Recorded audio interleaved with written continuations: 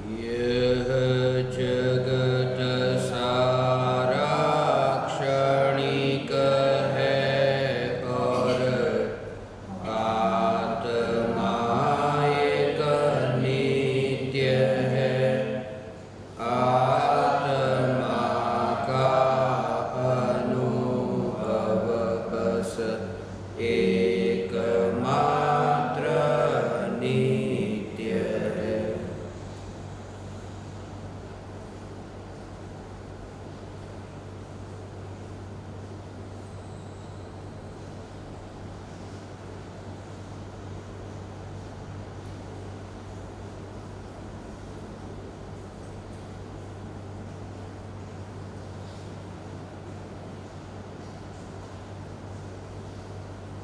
पहली शंका,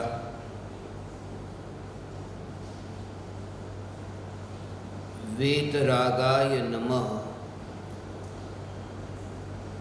परम कृपालु सद्गुरुदेव भावभीने चरण वंदन। गुरुदेव, विकार और विचार से पार सहज ज्ञान, निस्तरंग सहज ज्ञान प्रवाह और चैतन्य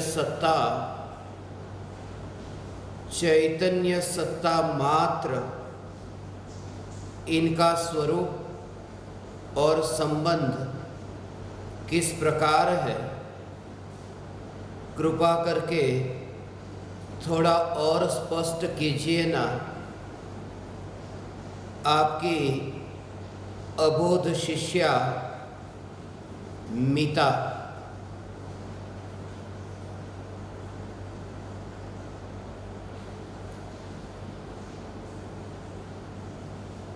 चैतन्य स्वभावी भगवान आत्मा अनादि अनंत शुद्ध चैतन्य मात्र है, ज्ञान मात्र है। मैं शुद्ध चैतन्य मात्र, ज्ञान मात्र भगवान आत्मा हूँ। तीन लोक के किसी भी प्रदेश पर रहकर चैतन्य प्रदेश की सत्ता से बाहर फैला नहीं हूँ। एक क्षेत्रावकाश संबंध की दृष्टि से देखे तो देह के परमाणुओं के साथ रहता हूँ और स्वरूप की दृष्टि से देखे तो राग के प्रदेशों पर भी नहीं रहता हूँ। ऐसा मैं चैतन्य तत्व, बार बार यह चैतन्य तत्व का विचार, जिस विचार का परिणाम निर्विकल्प अनुभूति है, निर्विकल्प अनुभूति का परिणाम निर्विचार अवस्था का प्रकट होना है।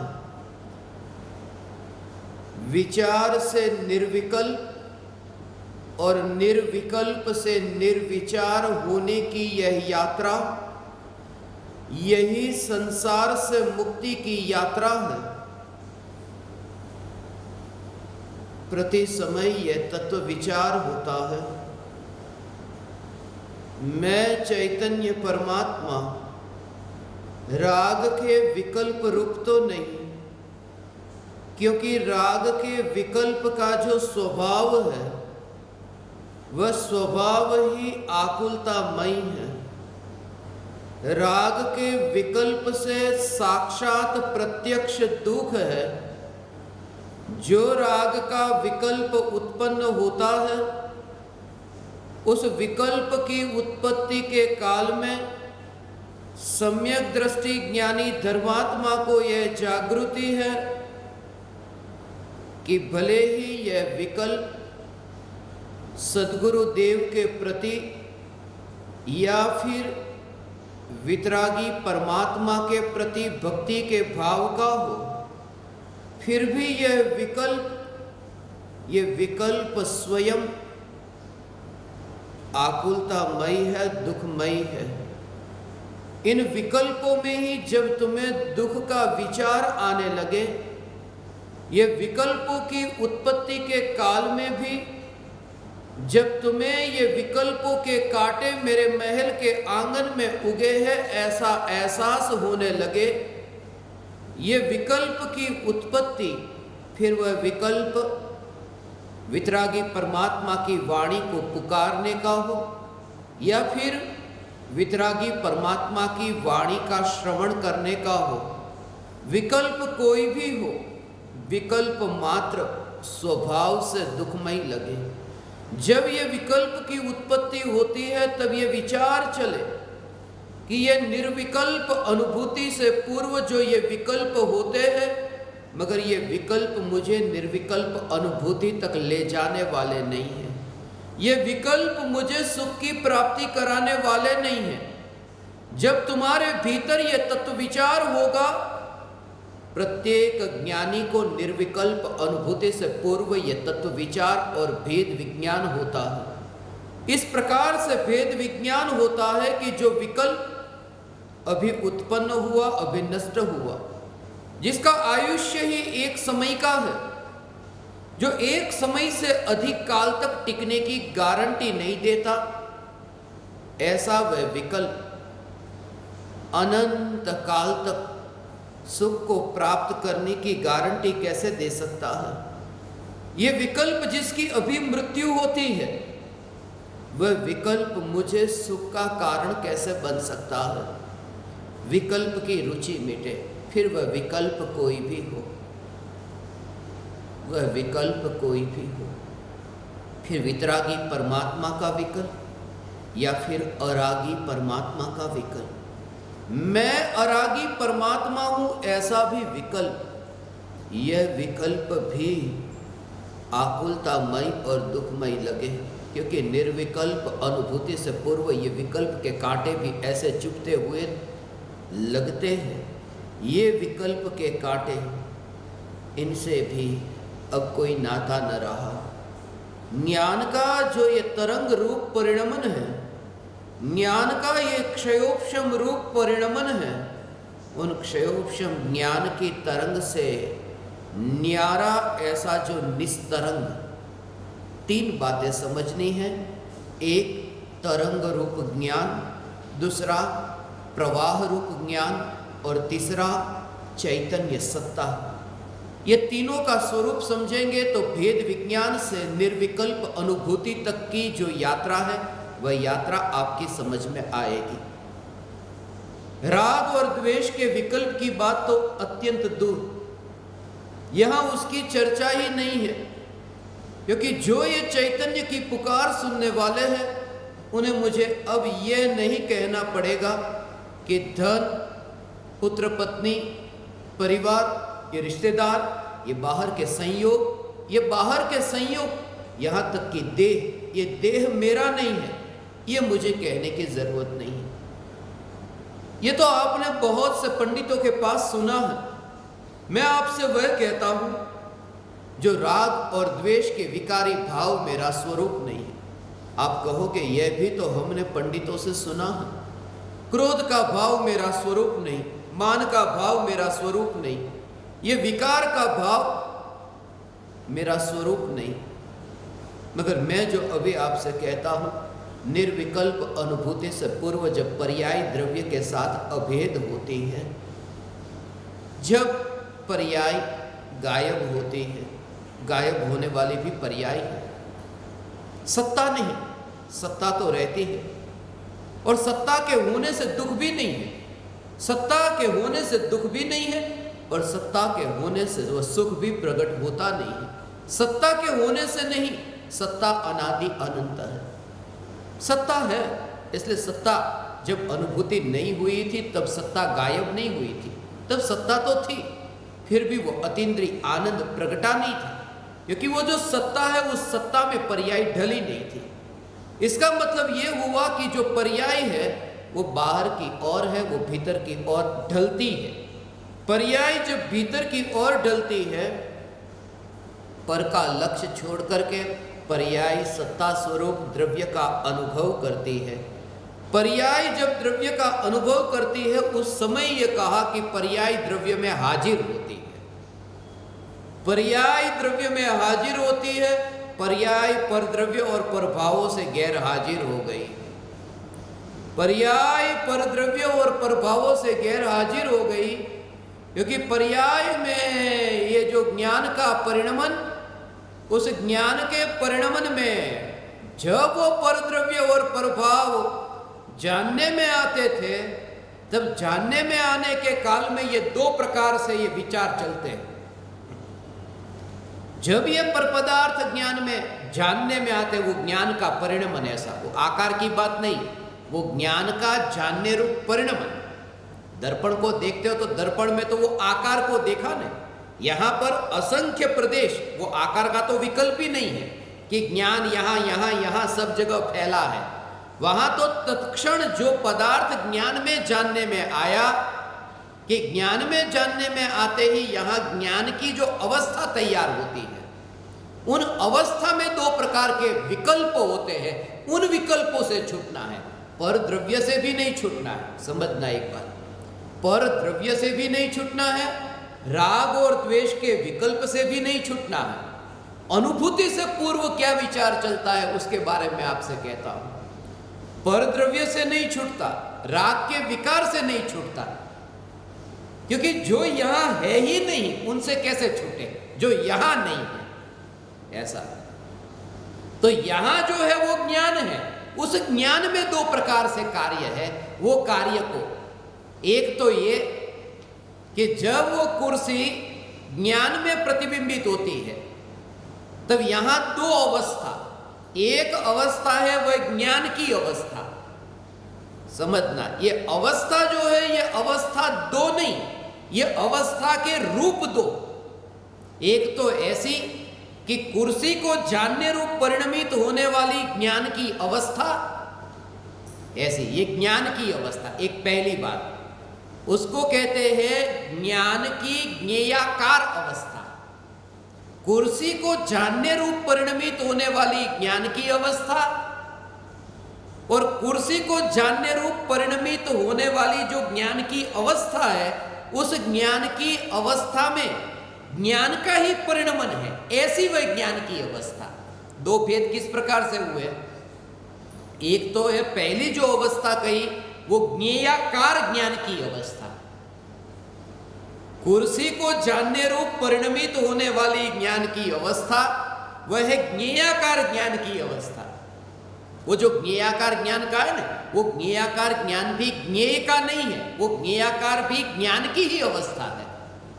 ज्ञेयाकार ज्ञान, वो ज्ञेयाकार के बाद में जो ज्ञान कहा है ना, वो ज्ञान की अवस्था को बताने के लिए कहा है। ऐसा जगत के पदार्थों को देखने वाली आंख जगत की नहीं है, ऐसा वो जगत की नहीं हो जाती।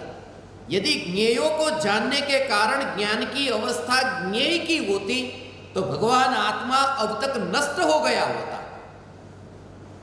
इसलिए क्योंकि कुर्सी को जाना, तो कुर्सी रूप परिणमित हो जाता। यदि ज्ञान की अवस्था कुर्सी रूप हो जाती, तो कुर्सी रूप परिणमित हो जाता, तो ज्ञान स्वयं जड़ हो जाता। मगर कुर्सी को जानने की क्रिया के काल में वो ज्ञान का परिणमन तो ज्ञान का ही है। ऐसा अनादि अनंत ज्ञान का सहज परिणमन, ये जो ज्ञान का परिणमन है, इस ज्ञान के परिणमन में ये कुर्सी को जानने रूप परिणमित होने वाला ज्ञान, ये पहली बात। और कुर्सी को जानने रूप परिणमित होने वाले ज्ञान में भी ये परिणमन तो ज्ञान का ही है, वहां कुर्सी का विकल्प ही नहीं, वहां दो अवस्था नहीं है, वो दो अवस्था का कथन है। ये कथन को समझना। जो पानी अभी गिलास में है, उस पानी के लिए ये कहा, ऐसा ही ये ज्ञान का परिणमन है। ये ज्ञान के परिणमन में ज्ञान की सत्ता, उसमें दो प्रकार के विकल्प नहीं, ये विकल्प है। ये ज्ञेयाकार ज्ञान और ज्ञानाकार ज्ञान, ये विकल्प होते हैं। ये ज्ञान का स्वरूप ऐसा नहीं है, ये विकल्प है। और इसलिए जब कहा ना कि विकल्प से छूटो, अर्थात ये दो प्रकार के ज्ञान के भेद जो तुमने उत्पन्न किए उनसे तुम छूटो। अनुभूति के काल में वो भेद से छूटता है। ज्ञेय का आकार, ज्ञान का आकार, ज्ञेयाकार ज्ञान, ज्ञानाकार ज्ञान, ये सब भेद समझाने के लिए थे, वस्तु स्वरूप में नहीं है ये भेद। वस्तु स्वरूप में ये भेद नहीं। जो पानी अभी गिलास में है, वो गिलास में पानी, तो एक तो ये कहा कि गिलास के आकार रूप जो पानी है वह पानी, और दूसरा ये कहा कि पानी अपने ही आकार में है, क्योंकि वो पानी का ही आकार है। तो गिलास के जैसे आकार वाला पानी और दूसरा कि पानी का अपना आकार ऐसा पानी, ये दो पानी अलग अलग थोड़ी है। ये एक ही पानी के दो प्रकार से निरूपण है। गिलास की मुख्यता से उस पानी का निरूपण है और पानी की मुख्यता से उस पानी का निरूपण है। पानी तो पानी है। ऐसे ही ज्ञान की अवस्था कि ज्ञेयों को जानने वाला ज्ञान और ज्ञेयों को जानने के काल में भी ज्ञान के आकार रूप रहने वाला ज्ञान, इन दोनों विकल्पों से पार ऐसी जो चैतन्य सत्ता, इसके बारे में अब समझो।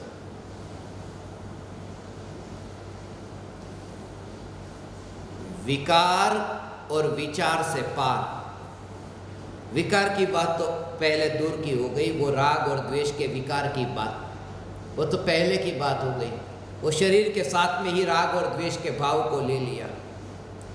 ऐसा ये भगवान आत्मा, ज्ञान मात्र भगवान आत्मा, ये चैतन्य मात्र जो कहा है, तरंगों वाला नहीं। जो विचार जो है ना, वो विचार तरंग रूप है। ऐसा विचार आया, फिर विचार ऐसा आया, वो सब विचार वो तरंग रूप, क्षयोपशम ज्ञान की तरंग कही। मैं क्षयोपशम ज्ञान की तरंग रूप नहीं हूं। क्षयोपशम ज्ञान तरंग है, वह भी मैं नहीं हूं, क्योंकि उसमें वो अनित्यपना है, उसमें कर्म के क्षयोपशम का निमित्तपना है। ऐसा, इसलिए इतनी अलिप्तता रहती है। ऐसा हो, ऐसा वो मिथ्यात्व को पुष्ट किया है। यहाँ सत्संग में बैठे ने, यहाँ बैठ करके उठे और उठने के बाद बाहर निकल करके एक दूसरे से कहते हो ने, आज तो बहुत जानने को मिला, बहुत खुशी हुई, आज बहुत कुछ जानने को मिला, इतनी खुशी हुई। वो तुमने मिथ्यात्व को पुष्ट किया है, क्योंकि पहले तुम उतना नहीं जानते थे। अंदर गए तब नहीं जानते थे, बाहर निकले तो थोड़ा ज्ञान बढ़ा के निकले ना, इतना थोड़ा विषय ज्यादा जाना तुमने, शास्त्र की ये दो पंक्तियां तुमने ज्यादा सुन ली, तो वो जो ज्ञान बढ़ा उसमें तुमने सुख माना कि आज तो। और सम्यक दृष्टि ज्ञानी के सुख का कारण ये नहीं, प्रति समय और सुनते समय ये ज्ञान पाता है, ज्ञान बढ़ता है, बढ़ता है, बढ़ता है, बढ़ता है। ये ज्ञान के बढ़ने की क्रिया होती है, उसे वो जानता तो है, वह ज्ञान बढ़ता है, उसे जानता है, मगर वह जानता है उसमें वो चैतन्य सत्ता ही उनके आनंद का कारण है। वो बढ़ता है, वो नहीं। कैसे? वो इतना भेद विज्ञान, ऐसा भेद विज्ञान हो, इसलिए ज्ञानी को कभी कोई वस्तु याद नहीं आती, कोई शास्त्र याद नहीं आते, तो भी वो सुख में किंचित भी फर्क नहीं पड़ता है। ऐसा, हाँ, ऐसा उससे फर्क नहीं पड़ता है। अज्ञानी की हालत ऐसी, 1 लाख रुपए यहाँ है, फिर 10 लाख रुपए है, फिर 1 करोड़ रुपए है, ये बढ़ते गए। और यहां पर दर्पण है, ये दर्पण, अब वहां 1 लाख से 10 लाख होंगे, तो जो खुश हो रहा है वो अज्ञानी की हालत, उसका मालिक नहीं है। मालिक तो यहां दर्पण का, वो 1 लाख 10 लाख करोड़ का मालिक नहीं है, मगर वो उसके बढ़ने में खुश हो रहा है। वो मिथ्यात्व है कि नहीं, कि पराये में जिसका मालिक है उसकी ओर ध्यान नहीं, और वो जो उसमें प्रतिबिंबित हो रहा है, ऐसा जो ये पदार्थ, ये लाख 10 लाख करोड़, उसके बढ़ने में घटने में ये सुखी दुखी मानना। तो ऐसे ही जो ज्ञान बढ़ता है शास्त्रों का, ये ज्ञान बढ़ गया, वो ज्ञान रूपी दर्पण में बढ़ता हुआ ज्ञान भी प्रतिबिंबित होता है। इसलिए क्षयोपशम ज्ञान को भावेंद्रिय, भावेंद्रिय ये शब्द कहकर के जो चैतन्य है उससे न्यारा बताया है। क्षयोपशम ज्ञान भी ज्ञान में ऐसे ही प्रतिबिंबित होता है। इसलिए ज्ञानी को ज्ञान बढ़ा है, ये जानने में तो आया है, मगर बढ़ा है वो उनके आनंद का कारण नहीं है। वो जो चैतन्य जिसमें वो प्रतिबिंबित हुआ है, वो चैतन्य की स्वच्छता मात्र पर जोर, अनंत काल तक अब दुख नहीं, इसके बल पर अनंत काल तक दुख नहीं। वहां बाहर में तो कम ज्यादा होगा, ऐसा रुचि नहीं है। बढ़े घटे उससे कोई फर्क नहीं पड़ता। कोई भी पदार्थ जाने न जाने, इसके लिए वो इतनी अलिप्तता, उसके कारण ये उसका ये स्वरूप ऐसा है। ये तरंग, तरंग मैं नहीं हूं, मैं तरंग नहीं हूं। तरंग जो है ये डोलने वाली तरंग है।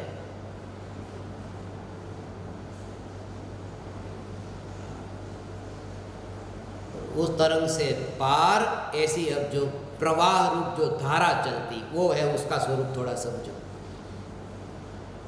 एक तो क्षयोपशम ज्ञान की तरंग, इसलिए तो सम्यक दर्शन का एक समय के लिए वो फर्क नहीं पड़ता। कैसी होगी वह दशा, तुमने कभी विचार किया इसके बारे में?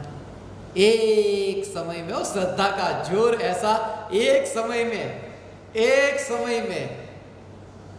ऐसा परिवर्तन आ जाए, फिर भी एकत्व न छूटे।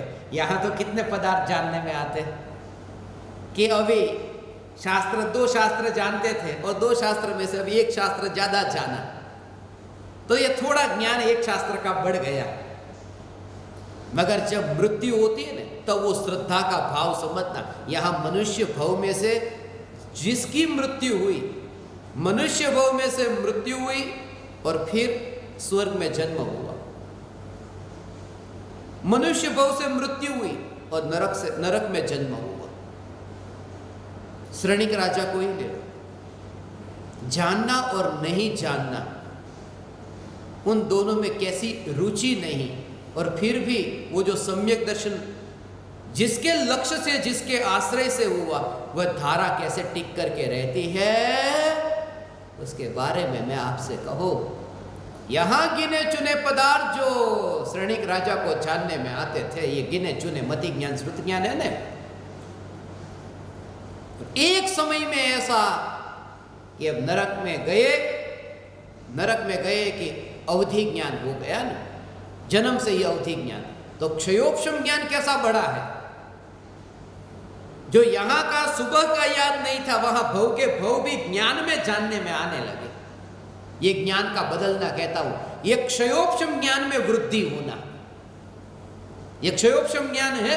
मन पर्याय ज्ञान तक ये सब क्षयोपशम ज्ञान है, क्योंकि 2 ही ज्ञान है, क्षयोपशम ज्ञान और क्षाई केवल ज्ञान।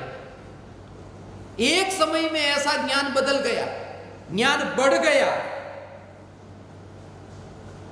फिर भी सम्यक दर्शन में थोड़ा भी फर्क नहीं पड़ा।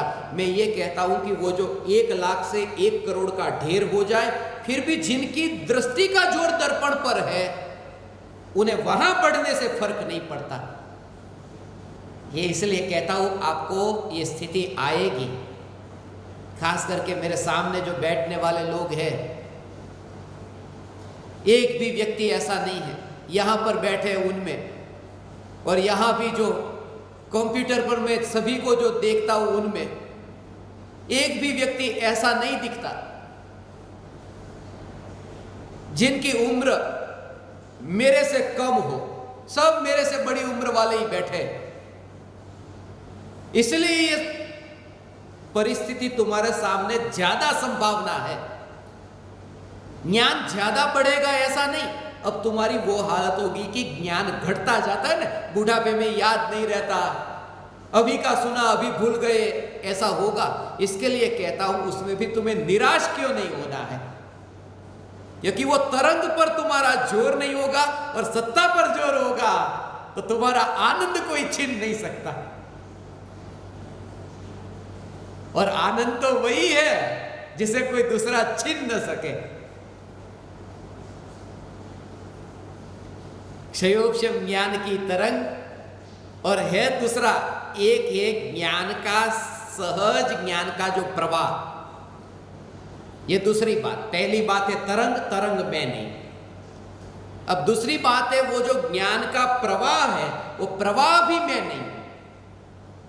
वो जो ज्ञान का सहज बहता प्रवाह जिसमें तरंग नहीं है, जिसमें मात्र बहना, सहज बहना है, इसे जानू उसे जानू वह भी नहीं, बढ़ गया कम हो गया वह भी नहीं, वो परिणमन होता रहा ज्ञान का, वो भी मैं नहीं हूं, क्योंकि प्रवाह मैं नहीं हूं। प्रवाह का नाम पर्याय है और मैं पर्याय नहीं हूं, प्रवाह। तो मैं कौन हूं? अब जो तीसरी बात है वो कि प्रवाह में जो सत्ता मात्र टिक कर रहने वाला है, जो अनादि अनंत ये प्रवाह है, वो प्रवाह में टिक कर रहने वाली वो जो चैतन्य सत्ता, वो सत्ता, वह सत्ता, उसमें अनंत गुणों का एक रूप पूरा द्रव्य ग्रहण होता है। पर्याय के परिणमन में भी ऐसा उस समय वो विकल्प नहीं, पर्याय का परिणमन होता है, प्रवाह होता है, मगर प्रवाह में प्रवाह का विकल्प नहीं होता। वो स्वरूप पर जोर होगा ना तब ये होगा। यात्रा होगी ऐसा, उसका प्रवाह, उस समय वो प्रवाह परिणमन तो होता ही है, प्रति समय परिणमन होता है, मगर परिणमन के काल में वो परिणमन का विकल्प नहीं। वो उसको कहता वो स्वभाव का रस।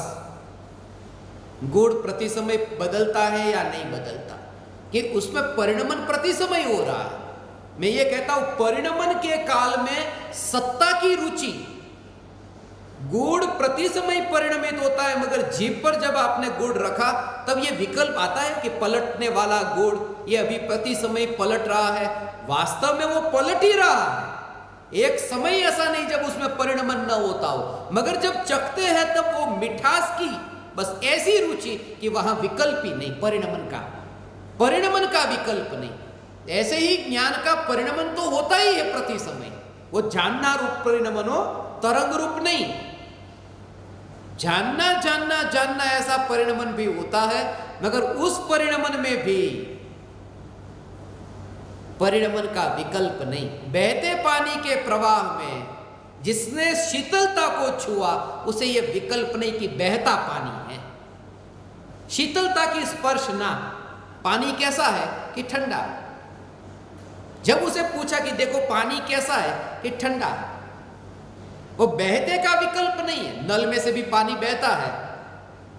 अब पानी बहता है, तुमको कोई कहे कि देखो तो पानी, गीजर चालू किया है ना, तो पानी गर्म आ रहा है कि ठंडा ही आ रहा है, अभी कैसा है, हाथ लगाओ, तो पानी नल में से बहता है, मगर जब तुमने हाथ लगाया तब तुम्हारे अंतर में जोर किस पर है? ठंडा गर्म पर, वो प्रवाह पर जोर नहीं है। ऐसे ही प्रति समय ज्ञान का परिणमन तो हो रहा है, मगर उस परिणमन में भी जिसने चैतन्य को देखा, और दूसरा कोई उपाय नहीं हो, उसके अलावा तुम देख ही नहीं सकते। कि मुझे ठंडे पानी को देखना है, गर्म पानी को, समझना मेरी बात को, ठंडे पानी को देखना है कि ये गर्म पानी है, ठंडा पानी है, मुझे देखना है। मगर एक काम करो कि पानी बंद कर दो, ये प्रवाह बंद कर दो, और फिर मुझे देखना है, कि वो हो न सकेगा। प्रवाह के बहते बहते ही वो अनुभव होता है कि ठंडा गर्म। ऐसे ही ज्ञान का परिणमन रुकता नहीं है, परिणमन में विरोध नहीं है, परिणमन तो प्रति समय होता है। सिर्फ परिणमन में परिणमन पर जोर नहीं, और उसका स्वभाव जो है चैतन्य, ये चैतन्य एक एक समय की पर्याय में ऐसा हो।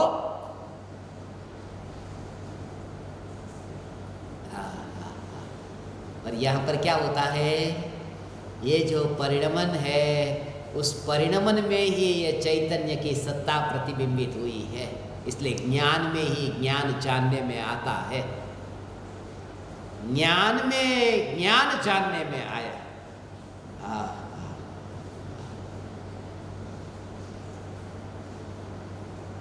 ऐसा ये ज्ञान का परिणमन। वहां तो हाथ बाहर से लेकर के वहां बहते पानी को छूने के लिए, छूने गया कौन? वो तो बाहर से हाथ गया नहीं। ये बात तो ऐसी है कि जो प्रवाह है, वो प्रवाह ये जानता है कि पानी शीतल है। प्रवाह ने ही जाना कि पानी शीतल है। एक एक समय की जो ज्ञान की पर्याय, उस पर्याय में ही वो स्वभाव जानने में आता है।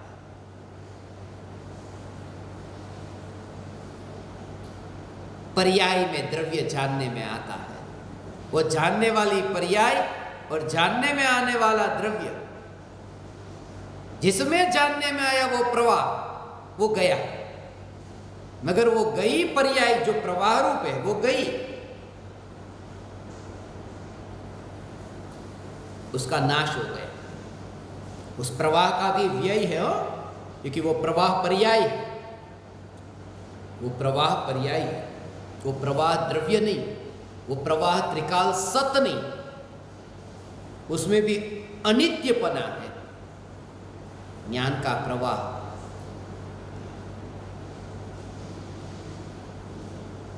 विकार और विचार से पार, ये सहज ज्ञान। विकार कहते ही राग द्वेष, विचार कहते ही तरंग रूप ज्ञान, और सहज ज्ञान, ये जो निस्तरंग सहज ज्ञान प्रवाह, वो भी मैं नहीं। अब जो तीसरी बात है ना, यहां पर चैतन्य सत्ता मात्र,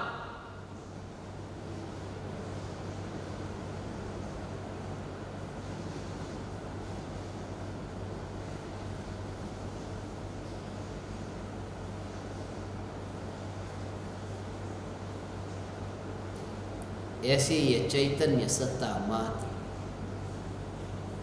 वो तो ज्ञान की अनुभूति होगी ना।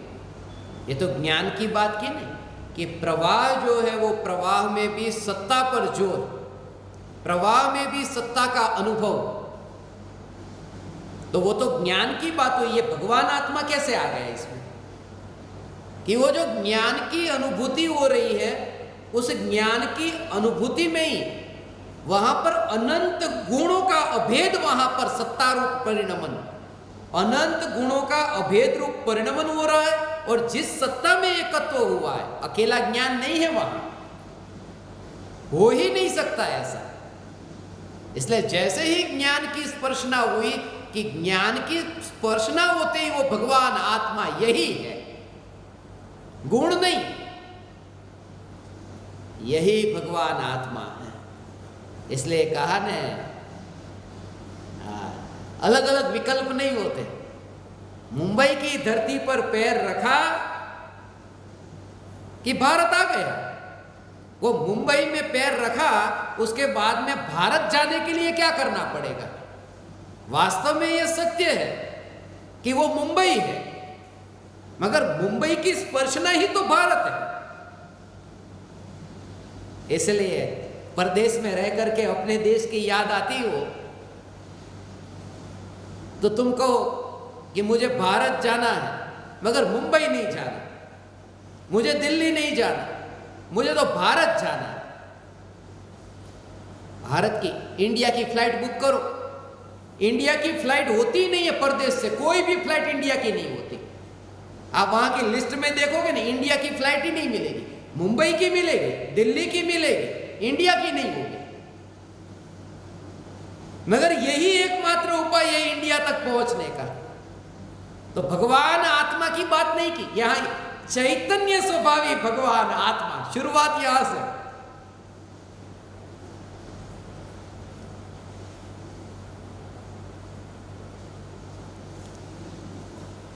और ये मृत्यु के काल में ये जागृति, मृत्यु के काल में ये जागृति कि मैं मरने वाला नहीं। कौन? ये शरीर, उसकी बात नहीं कर रहा हूं कि अभी बस अस्पताल में लेकर जा रहे, मौत की घड़ी है, मैं मरने वाला नहीं, ऐसा नहीं। ये ज्ञान का जो परिणमन है, जो प्रवाह है, जिसमें उत्पाद व्यय है, वो मैं नहीं, अर्थात मेरी मृत्यु नहीं, मैं सत्ता, उसकी बात है। प्रति समय जन्म मरण हो रहे हैं, ज्ञान की पर्याय के प्रति समय जन्म मरण हो रहे हैं, मगर मैं मरने वाला नहीं, क्योंकि मैं सत्ता रूप हूं। मैं प्रवाह होने पर भी वहां प्रवाह में टिक कर रहने वाला वह मैं हूं। ये ज्ञान प्रवाह, ये ज्ञान की सत्ता, चैतन्य सत्ता मात्र।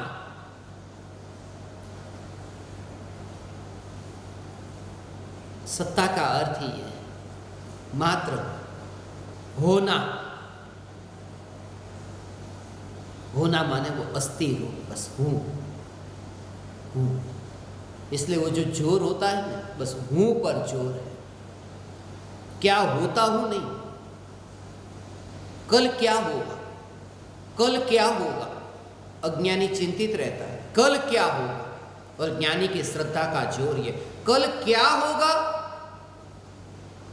कल क्या होगा, उससे निर्भय क्यों है, इसलिए क्योंकि होगा जो है वो होगा, वो यहां नहीं होता।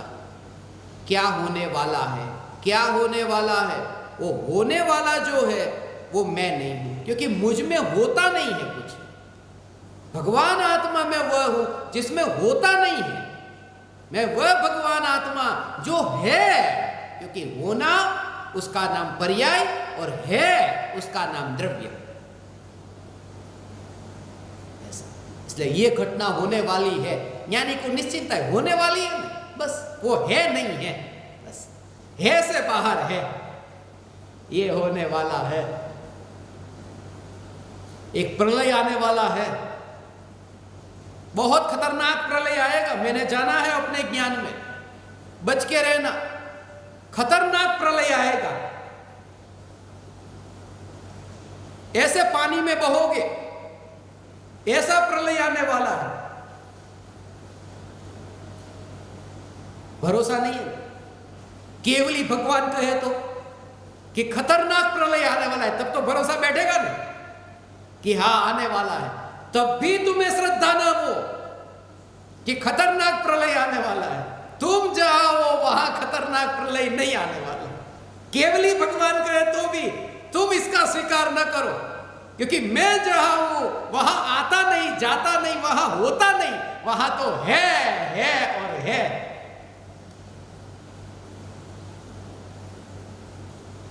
इसलिए कृपालु देव का ये जो एक एक वाक्य छोटा सा, 2 शब्दों में पूरा सार समझा दिया। 2 शब्द, ये जिनागम का सार, ये 2 शब्द में। क्या होगा, क्या होगा, अच्छा होगा, बुरा होगा, प्रलय होगा, सुनामी होगी, भूकंप होगा, कोरोना होगा, क्या होगा, कुछ नहीं, होना मात्र। 2 ही शब्द, आत्मा है, बस। वो होगा, ये होगा, वो होगा नहीं, आत्मा है। और उसका मैं थोड़ा खुलासा कर दूं 2 शब्द में ही, आत्मा है, उससे तुम कहां पहुंचना, आत्मा हूं वहां पर, क्योंकि आत्मा है। हम भी तो सुनते आत्मा है, मगर हम आत्मा है वो ऐसे सुनते जैसे कोई उसमें वो भाव नहीं आता ना, मैं भगवान आत्मा। आत्मा अनादिकाल से संसार में भटक रहा है। अनादिकाल से आत्मा संसार में भटक रहा है। अनादिकाल से आत्मा संसार में भटक रहा है। तू किधर भटक रहा है? देखो उनको झटका लगा। पहली बार जब मैंने 3 बार बोला आत्मा भटक रहा है, तो कुछ नहीं, ठीक है, भटक रहा है। और जब तेरे पर आया कि तू कहां भटक रहा है, मैं, वो जो मैं के साथ में कैसा भाव रहता है। मैं ये कहता हूं कि आत्मा को सुना तो बहुत बार, मगर वो मैं के भाव के साथ में नहीं सुना है। मैं का मतलब ये कि जब वो आत्मा भटक रहा है तब तुम्हें एक बार भी लगा ये मेरी बात चल रही है, वो झटका सीधा देखा ना भी। ये प्रैक्टिकल है, आपको ये प्रैक्टिकल।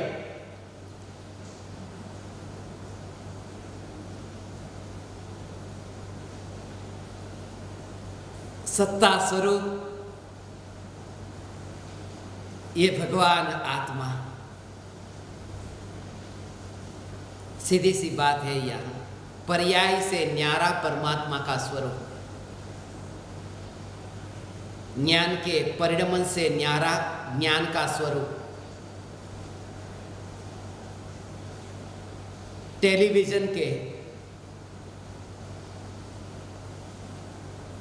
वो दृश्य जो है, अनित्य दृश्य, उससे न्यारा जो टेलीविजन की सत्ता है, वो टीवी की सत्ता, बस उसमें ही रुचि। ऐसा टीवी की रुचि, ऐसे ही सत्ता की रुचि।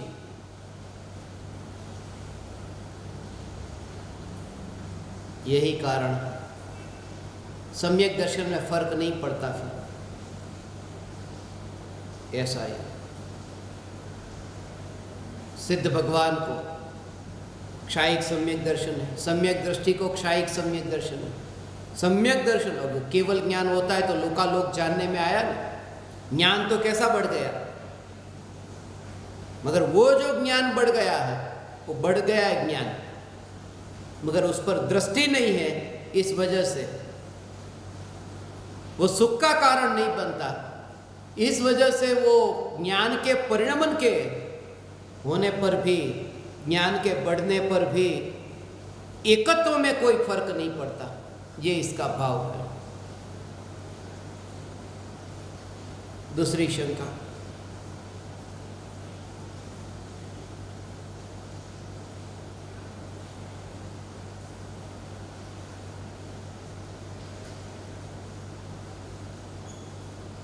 प्रणाम प्रभु, अनन्य शरणना आपना सद्गुरुदेव ने अत्यंत भक्ति थी नमस्कार। शंका, आत्मा की शुद्धि और विशुद्धि में क्या अंतर है?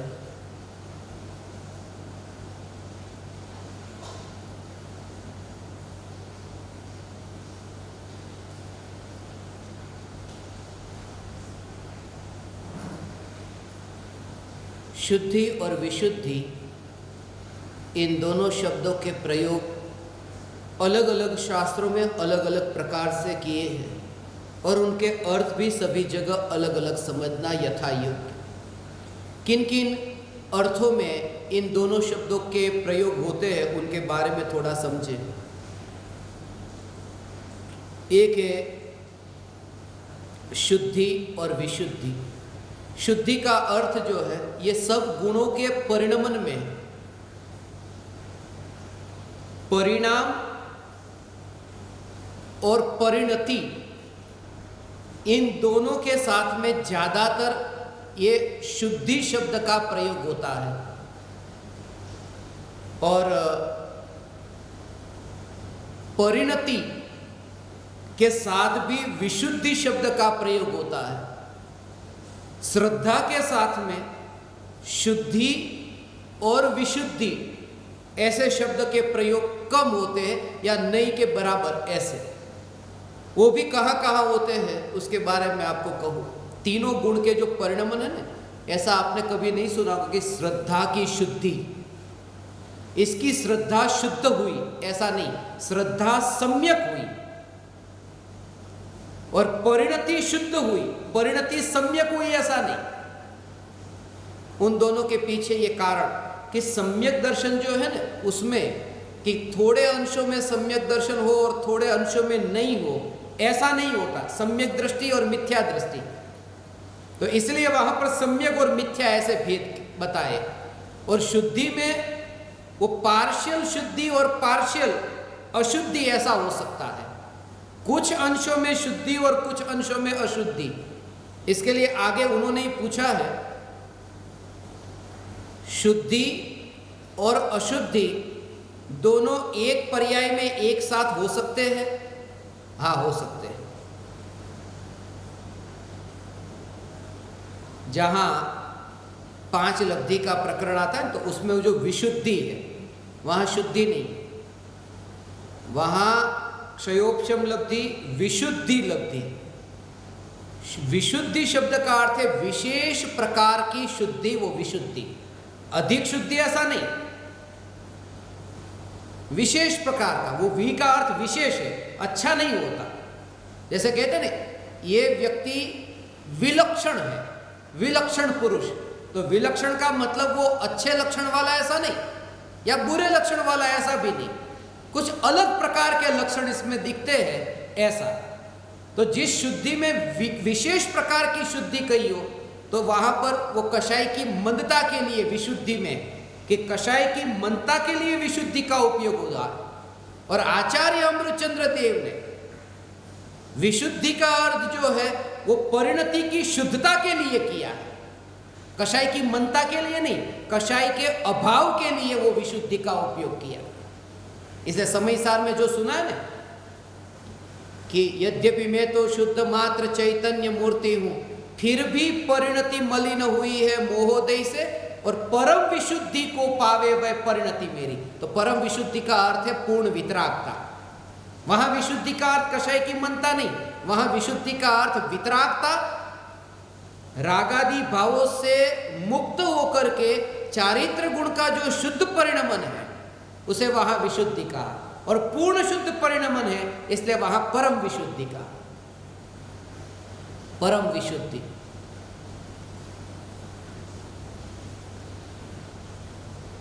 और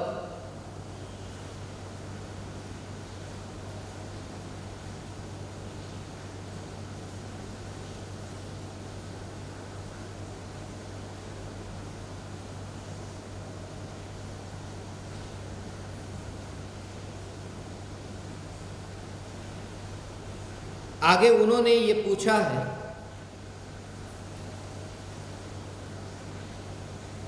सम्यक दृष्टि और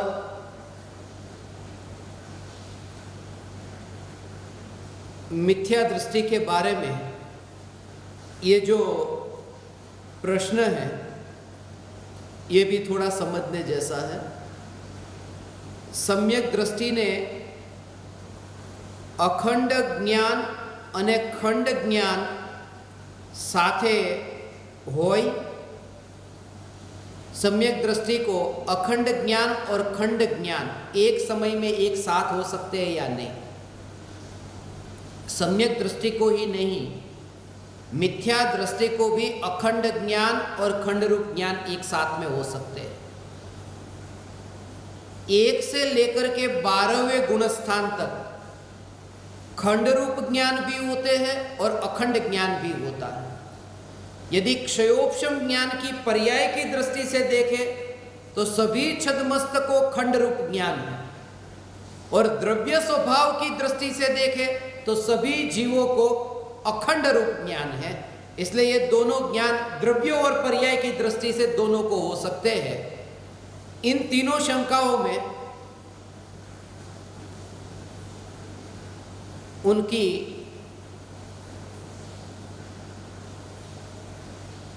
अपनी भूमिका अनुसार जो ये शंका है,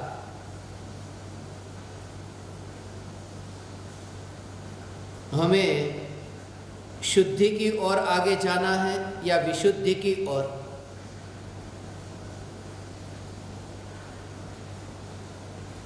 शुद्धि और विशुद्धि इन दोनों का विकल्प ही न हो।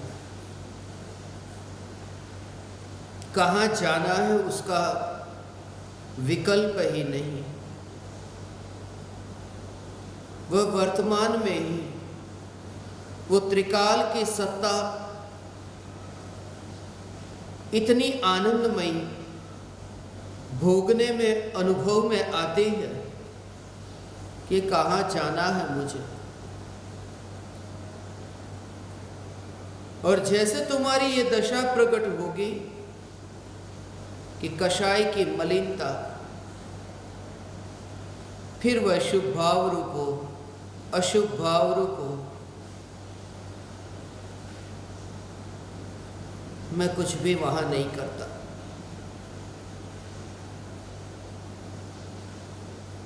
सिर्फ हो रहा।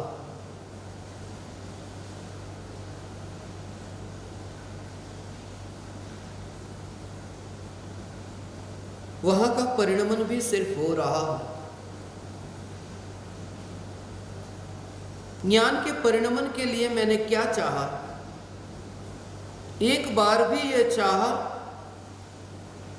कि यह ज्ञान परिणमित हो। यह कैसा अद्भुत स्वरूप है कि जानने रूप जो परिणमन है, उस परिणमन में भी विकल्प की जरूरत नहीं है। जगत के परिणमन की बात तो बहुत दूर की बात है, मगर यहां जो जानने का कार्य हो रहा है, निगोद से जो यात्रा शुरू हुई यहां तक पहुंचे, एक बार भी ये विकल्प नहीं आया कि ये ज्ञान का परिणमन हो, जल्दी परिणमन हो, ये परिणमित हो। फिर भी ये ज्ञान का स्वभाव ऐसा कि परिणमन सहज होता ही होता है। उससे तुम्हें समझ में आए कि ये विकल्प बिल्कुल निरर्थक हो गए। ये विकल्प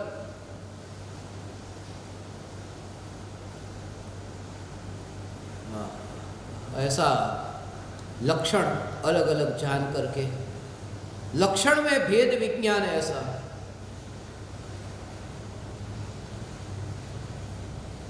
अब कोई भी स्थिति विकल्प होते हैं, वो ज्ञान का स्वरूप ऐसा कि विकल्प उत्पन्न होते हैं, विकल्प को तुम जानते हो, सभी को एक साथ में ऐसा रख दिया, एक ही कैटेगरी में रख दिया।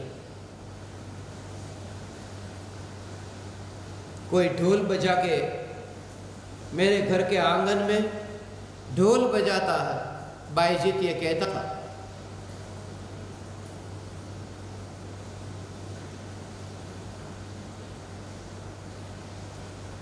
मैं अपने घर के बाहर कोई ढोल बजाता है, कोई नमाज पढ़ता है, कोई गालियां देता है, ये जो भी हो रहा है उन सब में मैं क्या करता हूं? 50 साल से कचरा सहन करता हूं। मेरे घर में नहीं आते, घर के आंगन में कोई आंगन में गाली देकर जाता है, आंगन में कोई तारीफ करके जाता है, कोई आंगन में नमाज भी पढ़ लेता है। इन सबको मैं बर्दाश्त करता हूं। वो बर्दाश्त करता हूं ये कहता,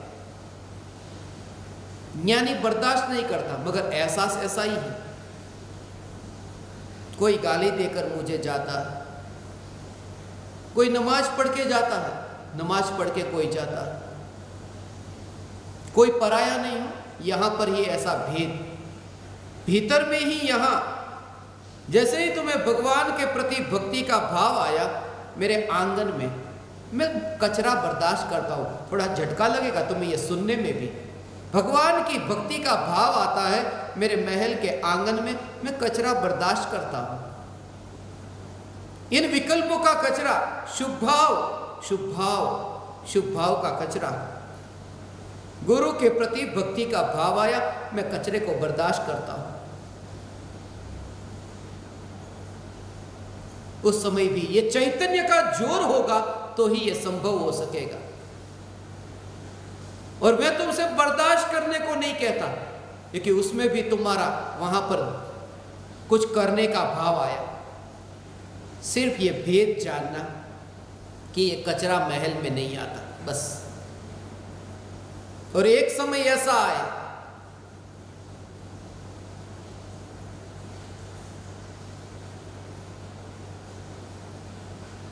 कि कचरे का विकल्प ही न हो, याद ही ना आए। आत्मा की अनुभूति होते ही, ज्ञान के प्रवाह में, सत्ता का दर्शन होते ही ये भेद ही मिटा। वो सहज ज्ञान। सहज ज्ञान का अर्थ यही, जिसे तैरना आता है वो हाथ को तड़फड़ाता नहीं है, वो सहज ही पानी में ऐसे गिरता है ऊपर से, हमें लगे कि ये क्या, मगर वो सहजता होती है। हाथ पैर तो उसे तड़फड़ाने पड़ते हैं जिन्हें तैरना नहीं आता।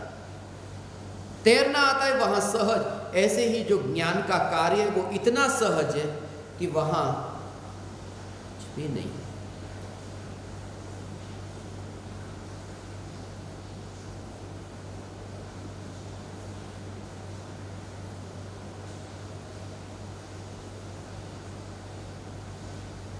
हे ज्ञान दीपक,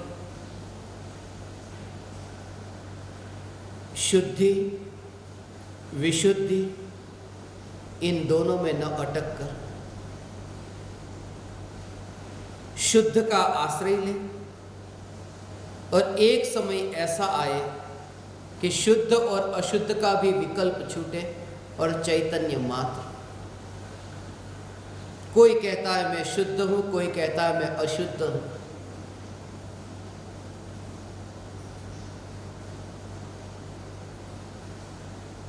मगर अनुभव होता है तब शुद्धता का अशुद्धता का ऐसा नहीं, चैतन्य मात्र। शुद्धि और अशुद्धि एक समय में, एक पर्याय में, दोनों अलग अलग पर्याय में नहीं, एक ही पर्याय में। चौथे गुणस्थान में एक कषाय चौकड़ी के उदय के अभाव से परिणति में शुद्धता है, और उसी समय परिणति में अशुद्धता भी है। वो एक समय की पर्याय है, तो एक समय की पर्याय में शुद्धता अशुद्धता ये दोनों होते हैं। मगर ज्ञानी के लिए ये शुद्धता और अशुद्धता, इसे समझने के लिए 25%, 75%, ऐसी जो ये शुद्धता अशुद्धता, ये दोनों ही ज्ञान का विषय तो बनती है, मगर दोनों ही दृष्टि का विषय नहीं बनती। ज्ञान का विषय नहीं बनती तो इतनी शुद्धता है और इतनी अशुद्धता है, अशुद्धता को दूर करना है, वो जानते कैसे? नहीं तो अमृतचंद्र आचार्य देव को कैसे पता चला कि मेरी परिणति मलिन हुई है और इतनी अभी अशुद्ध है और इतनी पूर्ण शुद्धता की ओर प्राप्त हो, ये पूर्ण शुद्धता की ओर मैं यात्रा करूं और पूर्णता को प्राप्त हो, ये कैसे पता चला? तो ज्ञान में जानने में आएगा। मगर जब ज्ञान में जानने में आएगा तब भी दृष्टि दो में से किसी पर नहीं। क्यों?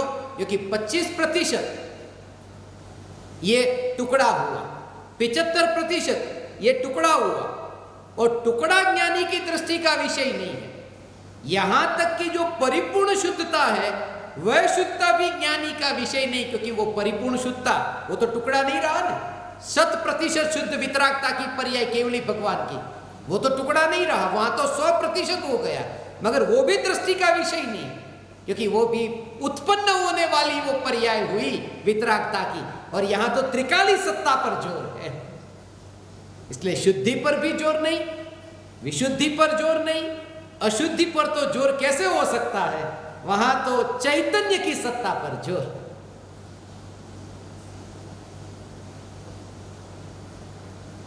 ये ज्ञान दीपकों की ये शंका।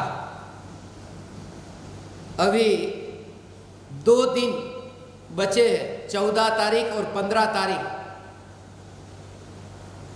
अपूर्व महोत्सव मनाने से पहले 2 दिन का समय है। ज्ञान दीपकों का उद्घोष 16 तारीख को होगा। 14 और 15 दोनों दिन हम सुबह 8:42 पर मिलेंगे।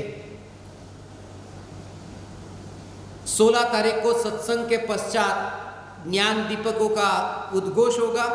प्रत्यक्ष ज्ञान दीपकों के लिए सभी के जो नंबर है वो नंबर भी आपको 16 तारीख को बताए जाएंगे। 142 ज्ञान दीपकों के अलावा फिर भविष्य में ऐसा दिन आएगा जो सत्संग होगा वो सिर्फ 142 ज्ञान दीपकों के साथ ही होगा। वो भी दिन दूर नहीं है, सिर्फ, और प्रत्यक्ष ज्ञान दीपकों में सभी के नाम भी आने लगे हैं। आने लगे ऐसा नहीं, सिर्फ आज सुबह मैंने देखा था 6 नाम सिर्फ बाकी है 142 पूरे होने में, और उनके बाद में अब ये 6 नाम भी मुझे पता है 2 दिन में आ जाएंगे, और उसके बाद में किसी भी ज्ञान दीपक का नाम नहीं लिखा जाएगा। ये 6 में किनका नंबर लगाना है वो आपके ऊपर है। ये छक्का कौन लगाता है ये मुझे देखना है। तो ये 6 ज्ञान दीपकों के लिए ये अभी अंतिम 2 दिन के लिए जगह है, और उसके बाद 16 तारीख के बाद जो सत्संग होंगे वो तो सभी के लिए होंगे, मगर पर्युषण के बाद में ऐसा आयोजन है कि सिर्फ प्रत्यक्ष ज्ञान दीपकों के लिए जो सत्संग होंगे वो सत्संग ही सत्संग होंगे, और उसकी चर्चा मैं आपको विस्तार से तब बताऊंगा। आज इतना ही।